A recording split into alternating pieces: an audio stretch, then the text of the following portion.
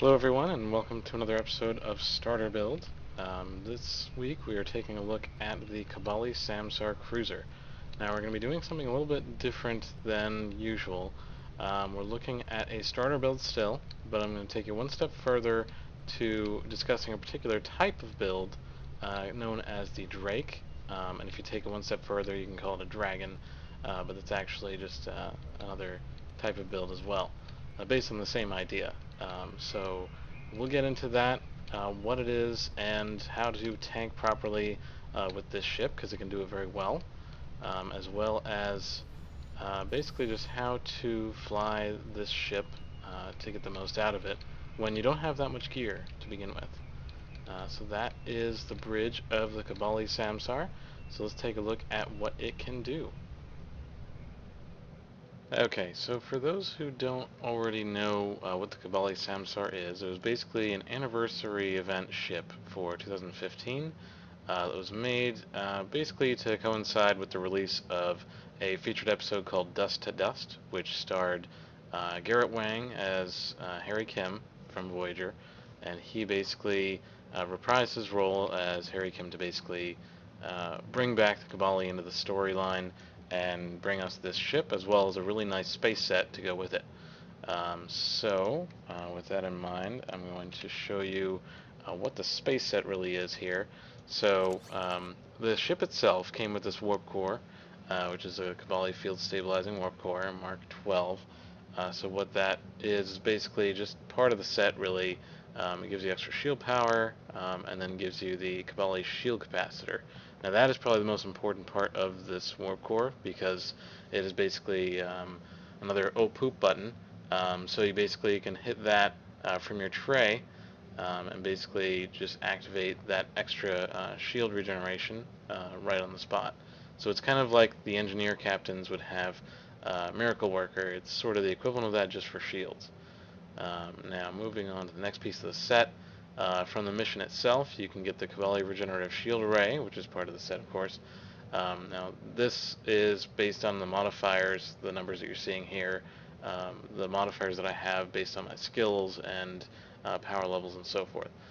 That's that, and then there is the Kabali Hyper Impulse Engines Mark 12.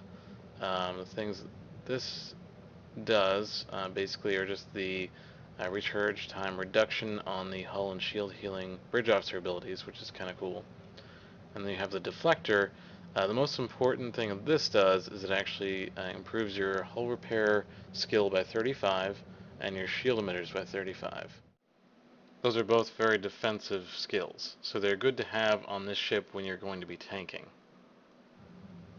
So taking a closer look at this space set, what this does for us. Set number 2 basically just improves the hull regeneration. This is a passive ability.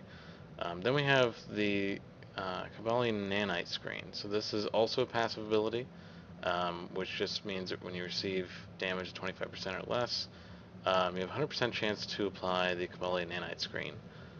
So that is some temporary hit points, 15 seconds, once those requirements are met.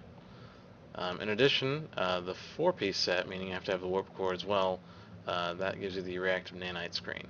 So that is an active ability, which essentially is just a way to receive hull healing equivalent to 20% of the incoming damage. So that is a nice bonus. So basically how I have them set up in my tray is I have the reactive nanite screen up here. So that's basically to heal yourself and your allies. Then we have the Kabali Shield Capacitor, as well as the Regenerative Integrity Field. Now this Regenerative Integrity Field isn't part of that set, but it is part of an item that comes on this particular ship. So that is this Regenerative Integrity Field console. So this can actually be equipped on any ship, which is kind of nice. Those other pieces of this particular set that it's showing here at the bottom, those are actually either purchased through the Lubby store or the Fleet store, Fleet acquisitions. But in any case, I haven't thoroughly investigated how to obtain those or how much they are. All I know is that they are going to be expensive if you do decide to go the route of the 4-piece set for those. I'm sure that they are good, but it's one of those things where the expense is probably going to outweigh the benefit. Um, so, in any case, by itself, the Regenerative Integrity Field is a really nice OPOOP button to go right with the Kobali Shield Capacitor. So both of those together, if you're not running an engineering captain like I am, then you won't have this miracle worker, which is just kind of an instant heal like crazy. Um, yeah, if you notice the numbers here, based on my modifiers, 22,000 hit points, this is about the same for the whole hit points. And as far as the shield is concerned, it's 7,800, whereas the miracle worker is 5,000. So the Kabali set is actually giving you more than the miracle worker would. So it is kind of redundant to that if you're running them both, but as an engineering captain, that is the best way to go with this ship as far as who is piloting it. And we'll get into why in a few minutes here. So you may have noticed I do have a random assortment of junk on this build. Now first off, I already had Polaron phase modulator tactical consoles here, so those I had inherited from loot over the course of my playing. You can get Mark 12 common ones if that's the damage type you want to go with, or if you have a damage type you already are used to using, you have several beams for, I'd stick with that. I only went with Polaron because I already had the materials, so that's just sort of something to consider. Now the console layout here, very similar to some of my other starter builds. We have two RCS accelerators again from the fact that they were looted. If you don't want to go with the Mark 11 rare and rather sell that in the exchange and get a common one, totally up to you. Those I just chosen because I had them. Same thing with this armor console. You really can put in any armor consoles that you'd like, or any engineering consoles that you prefer. These are just ones that I happen to have. And if you are going with armor, I would recommend either the Neutronium or one that matches the damage type of the missions you're about to run. I used to keep one for each damage type, but that got a little excessive, and as you level your reputation, you're going to be replacing those with universal consoles, so I wouldn't worry too much about what you're putting there in terms of what they are. But something I wanted to show you about the Polaron beams, just to give you an idea of what reputation can get you. The Mark 12 common beams are the, like on this ship, it's going to give me 413 Polaron damage and 330 DPS, with that proc of the fact that it reduces power levels of the opponent by 36.8 for 5 seconds.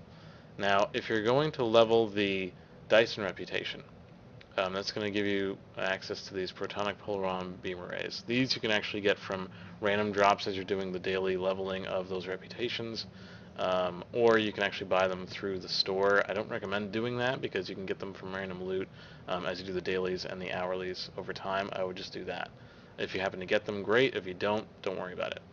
But there's the protonic polaron from the Dyson reputation, and there's also the Thoron infused polaron damage type from the Delta reputation. So the advantage of polaron, in a sense, is that you have two possibilities if you're running daily levelings of those reputations at the same time. You have two possibilities to get polaron weapons out of those daily boxes that you get. So that's just something to consider, not really a make or break for these kind of builds. Alright, so the next thing that we're going to take a look at is how I have my bridge officers arranged here. So now, something that I recommend just as food for thought, if you are just hitting level 50 and you don't have any other bridge officers to slot or aren't sure which ones to use, if you are on the Federation side or Federation Allied Romulan, I'd recommend the human bridge officers if you have nothing else as far as their traits are concerned, because the humans do have that natural leader trait here. Yeah, leadership trait, I'm sorry. So that gives you a boost in hull regeneration. Now this is really marginal, but if you have no other trait that apply to your bridge officers, then you can always slot humans, just as sort of a go-to tip there. But in any case, how I have this set up, there is an Ensign Universal slot, so I put a Tactical there with Beam Fire at Will 1. Lieutenant Tactical, I put in Tactical Team 1, Attack Pattern Beta 1, and this is actually my Romulan with Superior Romulan Operative as his trait. So that's something that you can get from the Fleet Embassy, of course. Um, and then we have my human here, my human engineer. We have Emergency Powered Weapons 1, Reverse Shield Polarity 1, Engineering Team 3, and Direct Energy Modulation 3. Now, these you can kind of make whatever you want. I chose these because Engineering Team is my go-to hull heal.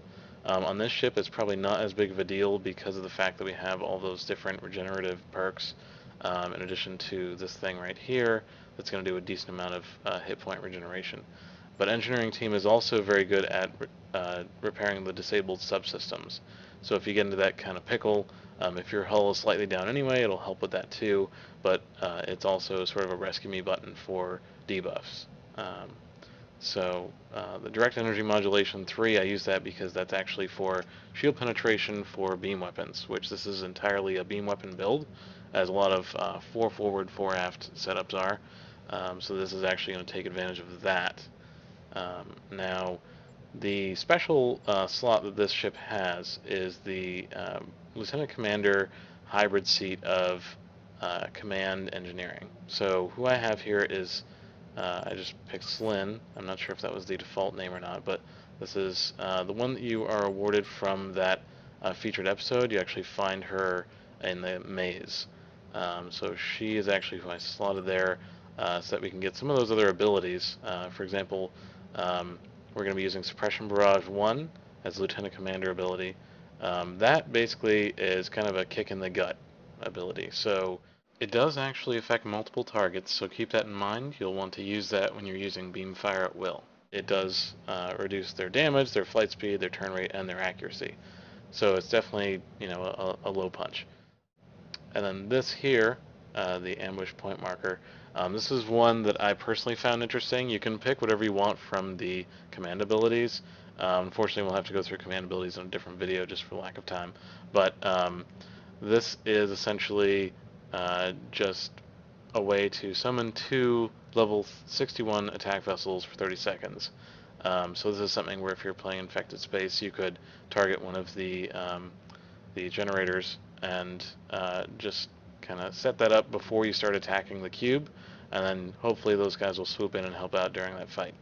I'm not sure the effectiveness of this, but it's just one that I'm slotting just to try it out. Now, the most important part of this build, since I am going for a Drake build, is that we're doing Emergency Power to Shields 1 and Emergency Power to Weapons 1. And those two are the ones that we're going to be alternating, and I'll show you how that works in a minute. But in the meantime, we also have our science officer here. Now, because the goal of this ship, generally speaking, is to be a tank, these are all heals. Now, you can switch these out for exotic damage if you want, but I wanted to go with hull and shield heals that generally you can deal to yourself or others. So that way, if you are tanking and you find someone who's desperate, you can transfer shield strength to give them some healing for shields over time. Science team, which is always my go-to shield heal, and then hazard emitters 1, which is a great hull heal as well. So those are all, again, mostly for the sake of using with your team. You can change these out for damage if you want. And that is the bridge officer abilities. And I have them slotted here so that my number 1 and 2, and you can keybind these if you want. I am not for the sake of time, but 1 and 2 are going to be my emergency powered weapons and shields, and I'll show you how those interact after explaining the rest of the build here. The next thing I want to talk to you about is the traits that I'm using. Now, just a couple of them are the ones that I want to focus on. The first one is this Techie trait, which basically just improves hull repair in general. So it's going to impact the Kabali hull heals as well as engineering team and anything else I'm running that happens to heal hull. Now, the other big piece, and this is because I'm an engineering captain, I get this Eps Manifold Efficiency. So what this does is anytime you activate emergency power to shields, or in my case emergency power to weapons, it will actually enhance the other subsystem power by 10. So when I activate emergency power to weapons, that's going to boost weapons by X amount, and then the rest are going to be boosted by 10 each. So that's definitely a huge bonus for this build. Now the rest of these that are on here are ones that I happen to have loaded based on my character, and these two over here are for getting the R&D schools of shields and beams to 15. You don't necessarily need these two. You can slot ones that you've bought off the exchange or gotten from lockboxes, but it's entirely up to you. This is just kind of what I went with because I already had them. But the most important one, again, is the Eps Manifold Efficiency. So this build works ideally on engineering captains. That's the biggest thing to take away from this part. Probably the most important part of the Drake builds are the duty officers. Now, in this case, we have 3 of these guys, the damage control engineers, and these are rare quality. The big piece that they have is their specialization, which is a 30% chance to reduce the recharge time of emergency power to subsystem abilities by 30%.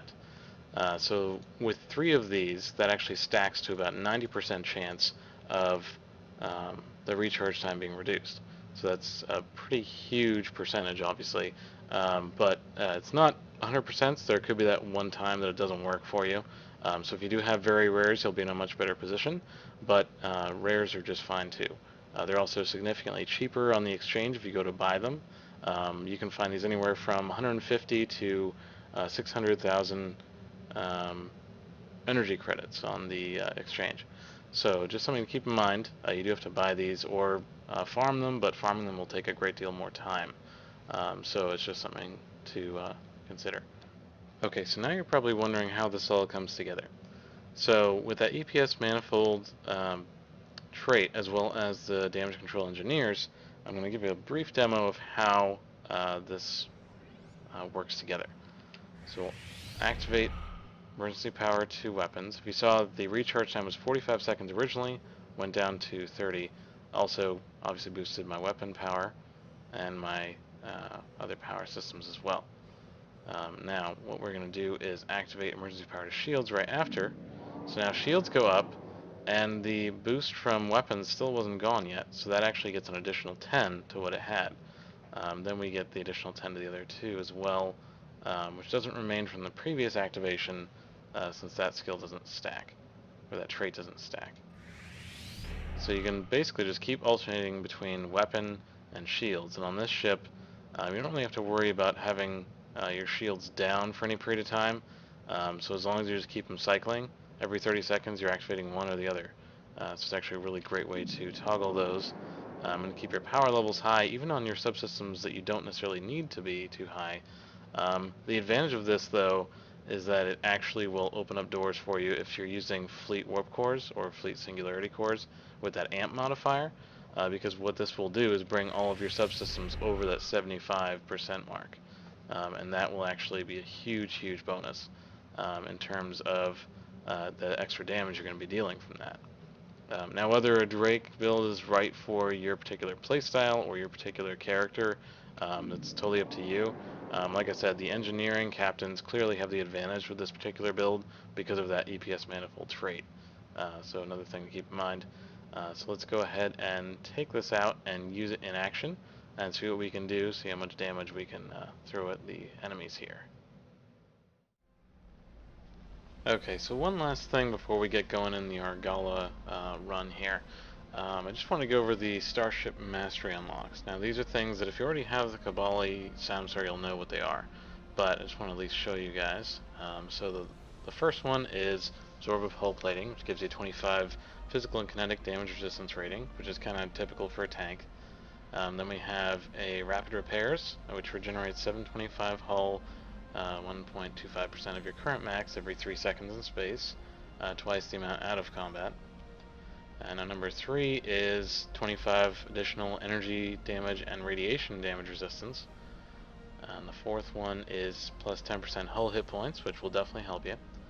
And then number 5, which is the one that everyone goes for, which is a Starship trait, is basically emergency response. So what that does is it reduces the recharge time on your hull and shield healing bridge officer abilities. So that's kind of a nice little bonus. Not everybody has a lot of ships with Starship traits because they are on the more expensive side. So if you don't have any other ones besides this one, it's a good thing to unlock for sure. So that's just that info there. So let's get started with the battle.